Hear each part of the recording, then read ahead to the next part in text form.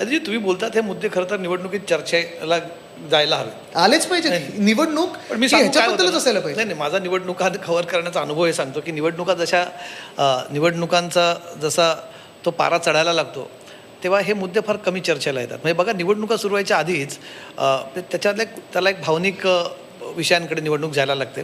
हे नेहमीच आपण बघत आलो. म्हणजे निवडणुकांचं हे बिगुल वाजायच्या आधीच भाजपचे शहराध्यक्ष म्हणाले की मुंबईचा महापौर कोणीतरी जर तुम्हाला मतदान दिलं तर मुंबईचा महापौर खान होईल, जसं लंडनमध्ये झाले किंवा आता न्यूयॉर्कमध्ये एक महापौर, तसा मुंबईचा महापौर खान वगैरे होईल. हे का म्हटलं जातं? कारण शिवसेनेकडे नवीन जो ओढा आहे मतदारांचा मुस्लिम मत, त्याच्यामुळे. ह्याच्याकडे तुम्ही कसं बघता? बघा कसं पाहतो म्हणजे आता कळायला लागलं की भाजप थरथरायला लागली. एकच आहे ना, आता तुम्ही देशात पॅटर्न बघा 2013 पासून आत्तापर्यंत ज्या ज्या राज्यामध्ये भाजप निवडून आलेले तिथे एकतर हिंदू मुस्लिम केलेले किंवा एक जात विरुद्ध दुसरी जात किंवा इतर जाती, हे राजकारण त्यांनी केलेलं आहे. काही काही ठिकाणी भाषेचं राजकारण केलेलं आहे. पण मुद्दा हा आहे की डिवाइड अँड रूल ब्रिटिशपेक्षा जास्ती जर कोणी अंमलात आणलं असेल तर ते भाजपाने आणलेलं आहे. आणि आत्ता पण जे काही सुरू होणार आहे, मी आत्ताच सांगतो तुम्हाला, ते व्हॉट्सॲप ग्रुप जो चालू होतं की आता रोहिंग्या घुसलेले आहेत, बांगलादेशी घुसलेले आहेत आणि अमुक होणार तमुक होणार. जे एवढे घुसले असतील मग तुम्ही 12 वर्ष केंद्र सरकारत राहून करताय काय?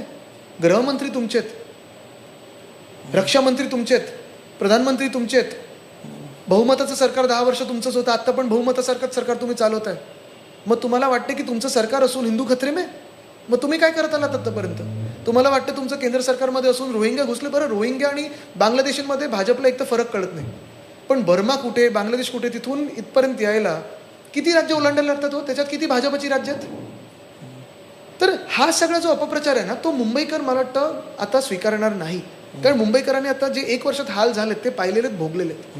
बरं, दुसरं म्हणजे हे जे हिंदू मुस्लिम करतात लगेच, गंमत अशी आहे की आपल्या देशातले मुसलमानांवर ह्यांचा राग आहे, पण पाकिस्तान जे आपल्या देशावर अटॅक करतं त्यांच्याबरोबर जाऊन क्रिकेट खेळतात, दुबईमध्ये पार्टी करतात, शाहिद आफ्रिदीसोबत बसून मॅच बघतात.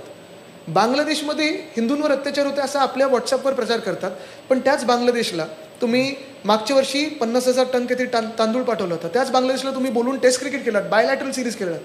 त्याच बांगलादेशाने बोलून तुम्ही IPL खेळवणार. म्हणजे राग सगळ्या इकडच्या मुस्लिम लोकांवर, पण बाहेर जाऊन तुम्ही त्यांच्या शेख वगैरेला मिठी मारणार. हे काय हे कळतच नाही. हे भाजपने कधीतरी सांगायला पाहिजे.